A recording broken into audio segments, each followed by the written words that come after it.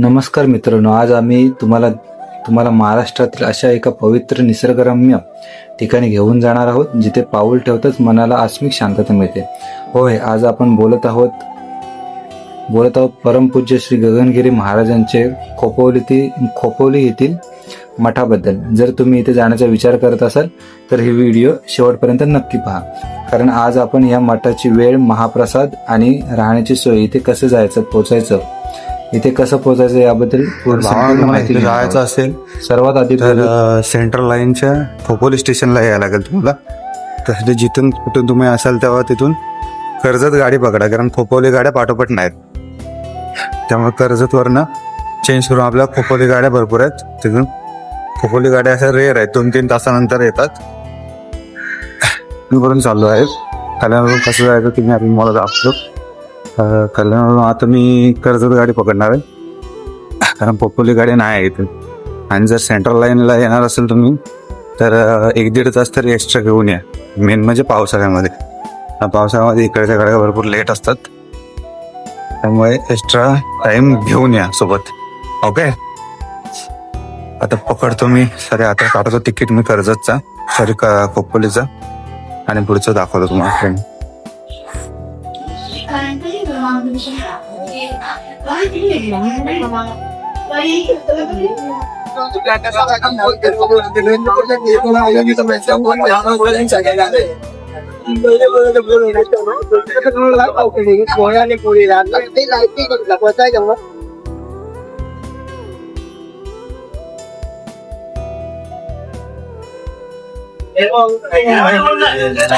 भावानं आता आपण पोहोचलो आहे चर्चा स्टेशनला. त्यांना मिळून बस स्टेशनला जवळ येईल खोपोली गाडी बघणार. तिथून कर्जतवरून खोपोलीला जायला जवळजवळ अर्धा तास लागतो. आता बघू, आपल्याला 8ची गाडी होती कर्जतवरून खोपोलीला जायला. म्हणजे इथे गाड्या खूप कमी आहेत, म्हणजे 1-1.5 तासाने सुद्धा आहेत. म्हणजे 8ची गाडी भेटली तर आपल्याला बऱ्यामध्ये ऑन टाइमात पोहोचावं. ती गाडी खोपोली गाडी तर भेटली आपल्याला, 8ची होती. पण मला वाटतं ही कर्जत गाडी आल्याशिवाय हिला सोडत नाही, त्यामुळे आपल्याला भेटून जाते. तिचा कर्जत गाडीचा टायमिंग काहीतरी 9:45 आहे, पण ती लेट झाली होती, त्यामुळे ह्या गाडीला थांबून ठेवलं होतं. भेटली. आता इथून अर्धा तास लागेल आपल्याला, म्हणजे किती 8:30च्या आसपास आपण पोहोचू खोपोलीला. जाऊन येतो ना, उतरल्यावर बोलतो. बाय.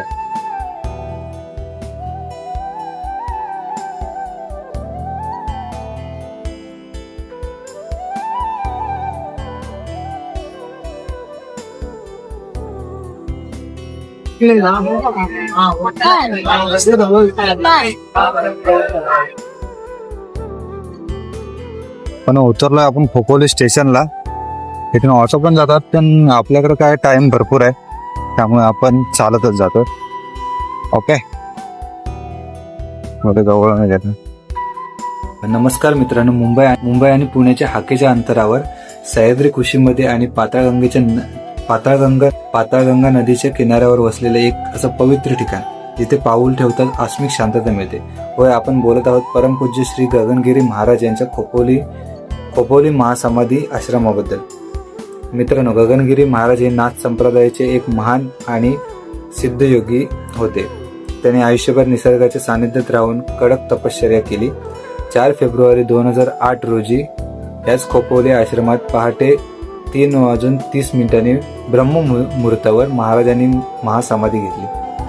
त्यामुळे जगभरातील भक्तांसाठी हे मोठे श्रद्धास्थान बनले आहे. महाराज हे केवळ संत नव्हते, तर खूप मोठे पर्यावरण प्रेमी ते देखील होते. त्यांनी नेहमी झाडं लावण्याचा आणि निसर्गाच्या रक्षण करण्याचा संदेश दिला. म्हणून की त्यांचे आश्रम, जेवढेही आश्रम आहेत, ते अगदी निसर्गाच्या जवळ आणि शांत वातावरणात तयार करण्यात आले आहेत. आणखीन एक वैशिष्ट्य म्हणजे हा आश्रम पाताळगंगेच्या नदी किनाऱ्यावर आहे. जर तुम्ही आश्रमात बसला असाल तर पाताळगंगेचं वाहणारं पाणी अगदी मनाला पाताळगंगेचं पाण्याचा आवाजाने आपला मन अगदी प्रसन्न होतो. आता बोलूया आपण महाप्रसादाबद्दल. मठामध्ये रोज दुपारी 12:30 वाजता भाविकांसाठी महाप्रसाद दिला जातो. यासाठी तुम्हाला सकाळी 10 ते दुपारी 1च्या दरम्यान फक्त 20 रुपयाचं कुपन घ्यावे लागते. जर तुम्हाला इथं मुक्कामाला यायचं असेल तर आश्रमाचे स्वतःचे भक्त निवास देखील आहे, जिथे तुम्हाला AC और नॉन AC अशा दोन्ही प्रकारच्या अत्यंत स्वच्छ आणि वाजवी दरात तुम्हाला खोल्या मिळून जातील. तर भावना, आता मी चाललोय गुफेकडे जाताना इथे राईट साईडला भक्त निवास आहे. हे बघा, इथं पण भाई अलाउड नाही व्हिडिओ काढायला. आता बघू त्या गुफेचे इथे तरी व्हिडिओ काढून देतात काय. ओके, बोलतो.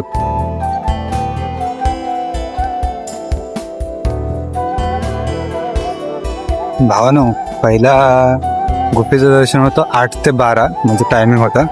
पण आता टायमिंग चेंज झाला, 8 ते सायंकाळी 5 वाजेपर्यंत म्हणजे ही गुफा दर्शनासाठी चालू असते. तर टायमिंग गेलं, त्यामुळे दाखवतो तुम्हाला.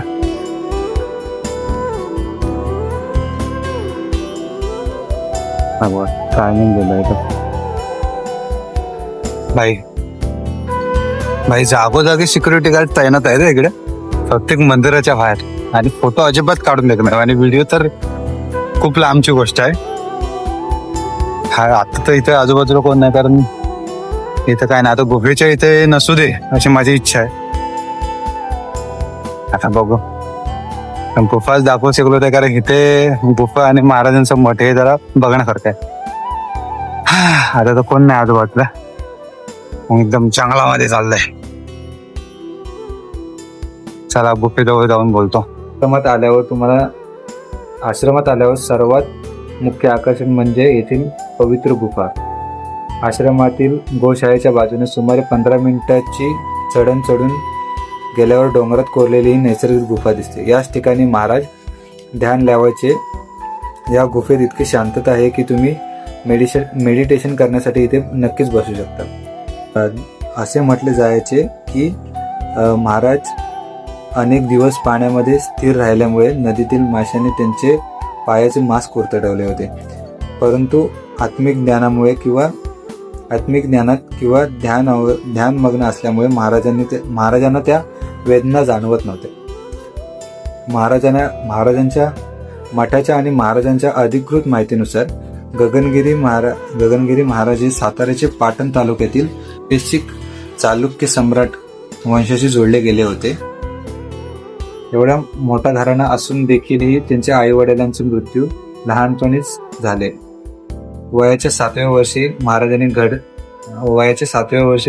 त्यांचे घर सोडले. घर सोडल्यानंतर महाराज उत्तर भारतातून निघून गेले. त्यांनी नेपाळ, भूतान, मानसरोवर आणि हिमालयातील बर्फांमध्ये पायी प्रवास केला.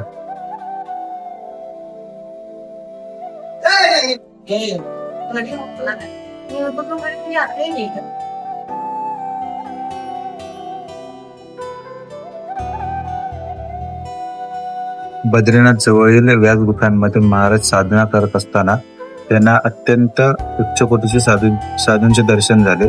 त्या साधूने महाराजांच्या साधनेवर प्रसन्न होऊन दिव्य आशीर्वाद दिला. यानंतर या अंतिम अनुभूतीनंतर महाराजांना पूर्ण सिद्धी अवस्था प्राप्त झाली. दर्शन तर झालंय आपलं व्यवस्थित, म्हणजे गगनगिरी महाराजांच्या मठाचं. आणि जेवढं जमलं तेवढं मी कव्हर करायचा प्रयत्न केला. तर तिथे व्हिडिओ करायला अलाउड नव्हता, त्यामुळे जास्त मला व्हिडिओ वगैरे काढता आले नाही. आता या व्हिडिओमध्ये एवढंच होतं. आता आपण खोपोली स्टेशनला आहे आणि तो ट्रेनचा भरपूर प्रॉब्लेम आहे. आता 10ची गेल्यानंतर डायरेक्ट 11:30ची आहे, त्यामुळे खूप टाईम जातो. आता 11:20ची ट्रेन पकडतो आणि घरी जातो. या व्हिडिओमध्ये एवढंच होतं. हे व्हिडिओ आवडला असेल तर लाईक करा. थँक्यू. बाय.